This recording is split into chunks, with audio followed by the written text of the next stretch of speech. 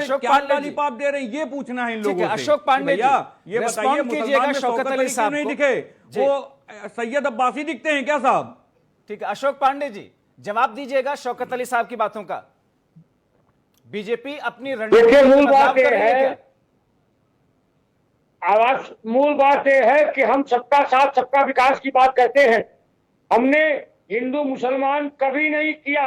हमने जो तथ्य परख था हमने किया। तलाक तलाक तलाक पर जो पिलाया दुनिया के किसी मुसलमान राष्ट्र में नहीं था, भारत में इसका चलन था।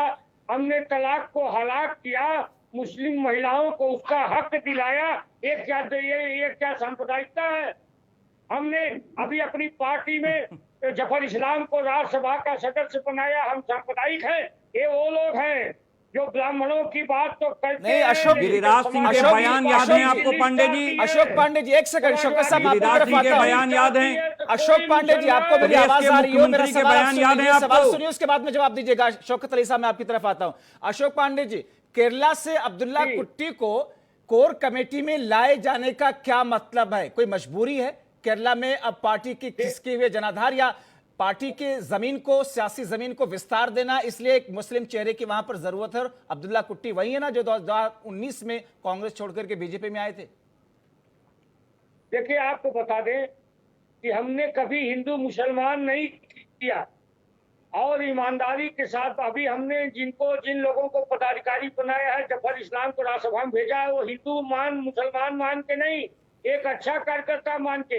ये अलग बात है कि जब भी हमारा सरकार का कोई प्रस्ताव आता है, सरकार कोई अशोक साहब एक चीज पूछना चाहूंगा आपसे, तो किसी न किसी अशोक पांडे साहब ये बताइए। ठीक है शौकत साहब जल्दी से पूछ लीजिए अपना सवाल, फिर मैं जाऊंगा जी। अशोक पांडे साहब, आपको याद होगा पश्चिम में एक मुस्लिम नेता जब्बार साहब, मैं अशोक पांडे जी से पूछना चाहता हूं, एक मुस्लिम नेता थे पश्चिम के, उत्तर प्रदेश पश्चिमी के, वो सुबह ज्वाइन करते हैं भारतीय जनता पार्टी और शाम का उनका निष्कासन हो जाता है। याद है आपको? याद है आपको किस कारण निकाल दिया था आपने? या मुख्तार अब्बास नकवी को पसंद नहीं आए थे? शहनवाज हुसैन राणा साहब को पसंद नहीं आए थे? याद है कि जब अटल बिहारी वाजपेयी अध्यक्ष होते थे तो सिकंदर वक्त उनके साथ उपाध्यक्ष होते थे। हमारे साथ उत्तर प्रदेश में ठीक है, मगर शौकत साहब ये तो पार्टी की अपनी रणनीति है ना, ये तो सभी पार्टियों में होता है, सभी पार्टियों में होता है। कोई आता है, कोई जाता है, कोई आकर के लंबी पारी खेलता है, कोई आकर के जल्दी चला जाता है। ये तो सभी पार्टियों के अंदर होता है। ये बीजेपी से किसी मुस्लिम चेहरे को लाना और निकालने की बात, देखिए जब्बार साहब मैं कहना चाहूंगा, ना जब्बार साहब, देखिए दो मुस्लिम में भी दो गुट हो जाते हैं। मैं आज बड़ी गंभीरता से कहना चाहूंगा, मुस्लिम में भी दो गुट हो जाते हैं, शिया वर्ग का, एक सुन्नी वर्ग का। सुन लीजिए मेरी बात, जो अशोक के नेता ज्वाइन हुए थे अशोक जी, और ये बात शहनवाज राणा को गवार नहीं गुजर रही थी कि साहब अगर ये आ गए तो उत्तर प्रदेश में राजनीति में महानगर अध्यक्ष नहीं बनाते हैं।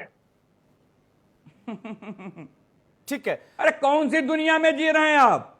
कौन सी दुनिया में जी रहे हैं आप? हमारे यहाँ जिले के अध्यक्ष से लेकर प्रदेश के अध्यक्ष तक ब्राह्मण हुए हैं। कौन सी दुनिया में जी रहे हैं आप? चलिए बहस दूसरी तरफ चली जाएगी। सचिन रावत जी, ब्राह्मण नहीं है, ठीक है सचिन रावत जी, कांग्रेस पार्टी, ठीक है सचिन रावत जी, अगर ये आरोप है कि भारतीय जनता पार्टी को लगता है कि उसका वोट बैंक बहुसंख्यक है, तो फिर कांग्रेस पर तो यह आरोप लगता रहा कि तुष्टीकरण के सहारे मुस्लिम समाज को सिर्फ एक वोट बैंक को ही समझती रही, इसके अलावा कुछ किया नहीं। सचिन रावत जी, देखिए जब्बार साहब, मैं आपको बताना चाहूंगा जी, मैं बताना, देश की हमारे जो संविधान की संस्कृति है उसमें हिंदू, मुस्लिम, सिख, ईसाई जितने भी वर्ग के लोग हैं वो सभी लोग देश को बनाने और देश को संवारने में उनका है। लेकिन कहीं ना कहीं चुनावी आहट से भारतीय जनता पार्टी ने जो आज मुस्लिम प्रेम जाग रहा है, ये सभी लोगों ने देख लिया। आज जो बिहार के हालात हैं, आप करें तो मुस्लिम इस वजह से इन लोगों ने अपना मुस्लिम कार्ड खेला। लेकिन अगर मैं पूछना चाहूंगा, वजह से तुष्टीकरण हो जाता है, ये कैसे? सचिन रावत जी, कांग्रेस करे तो मुस्लिम समुदाय का विकास, अगर दूसरी पार्टी करे तो साहब चुनावी आहट की वजह से राजनीतिक फायदा। देखिए हमने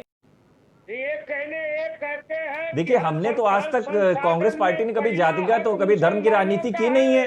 हम लोग हिंदू मुस्लिम सिख ईसाई जितने भी वर्ग।